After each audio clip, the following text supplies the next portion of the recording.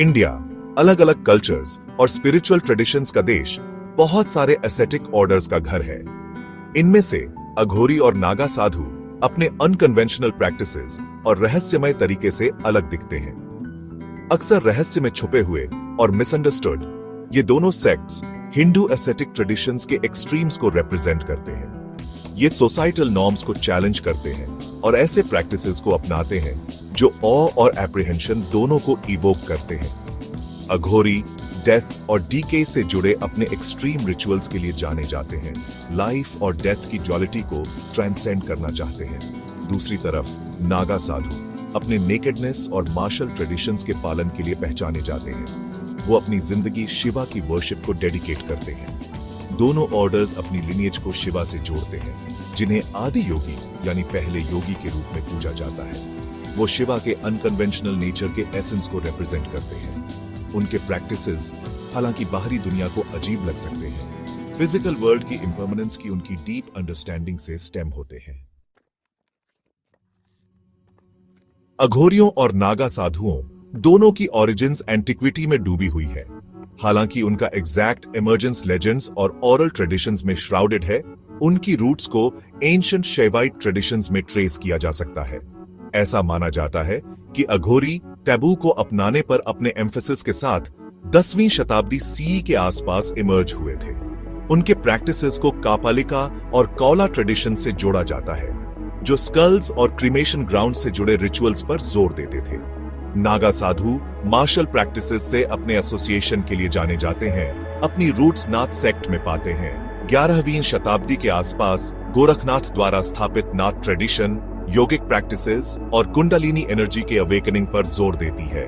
Political और social upheaval के समय दोनों सेक्ट्स का प्रोमिनेंस बढ़ा। उन्होंने इन्वेजन के समय टेम्पल्स और धर्मा के प्रोटेक्टर्स के रूप में काम किया।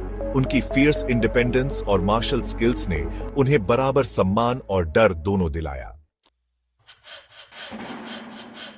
अघोरियों और नागा साधुओं के प्रैक्टिसेस अक्सर सीक्रेसी में डूबे रहते हैं। वो फेंट ऑफ हार्ट के लिए नहीं है और अक्सर उनके ऑर्डर के बाहर के लोगों द्वारा मिसअंडरस्टूड हैं।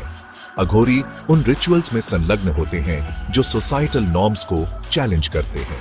वो अपने शरीर पर क्रीमेशन ग्राउंड्स की राख मलते हैं, डीटीज को दिए गए ऑफरिंग्स को कंज्यूम करते हैं और कॉर्प्सेस पर ध्यान करते हैं। ये प्रैक्टिसेस उनकी इस बिलीफ से स्टेम होते हैं कि सभी चीजें अल्टीमेटली एक हैं, यहां तक कि वो भी जिन्हें सोसाइटी अशुद्ध मानती है।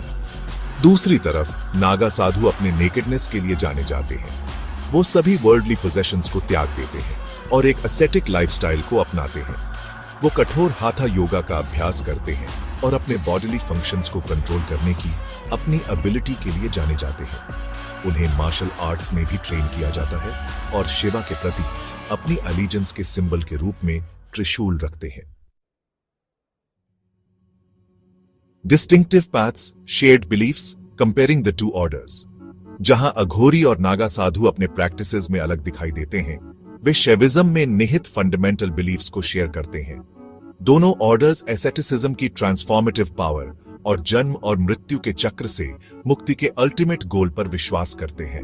अघोरी अस्तित्व के सभी पहलुओं को अपनाकर ड्युअलिटी को ट्रांसेंड करना चाहते हैं, जिसमें वो भी शामिल हैं जिन्हें टैबू माना जाता है।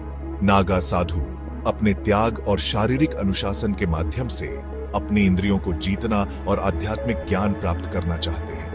अपनी शेयर्ड बिलीफ्स के बावजूद दोनों ऑर्डर्स स्पिरिचुअलिटी के प्रति अपने अप्रोच में काफी भिन्न हैं। अघोरी अनकन्वेंशनल को अपनाते हैं और सोसाइटल नॉर्म्स को चैलेंज करते हैं। नागा साधु हालांकि अपने एसेटिसिज्म में एक्सट्रीम है, अपने ऑर्डर के भीतर कंडक्ट के एक स्ट्रिक्टर कोड का पालन करते हैं। Enduring legacy relevance in contemporary times।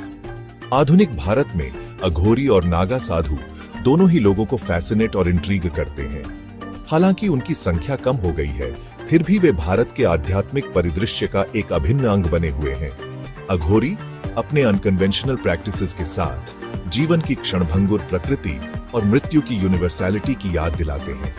Naga साधु अपनी डिसिप्लिन्ड लाइफस्टाइल के माध्यम से त्याग और आत्मनियंत्रण के आदर्शों को एम्बॉडी करते हैं। कंटेम्पररी सोसाइटी में उनकी उपस्थिति भारत की प्राचीन आध्यात्मिक विरासत के एक शक्तिशाली प्रतीक के रूप में कार्य करती है। वे हमें एनलाइटनमेंट के विविध पाथ्स और एक प्लूरलिस्टिक दुनिया में टॉलरेंस और अंडरस्टैंडिंग के महत्व की याद दिलाते हैं।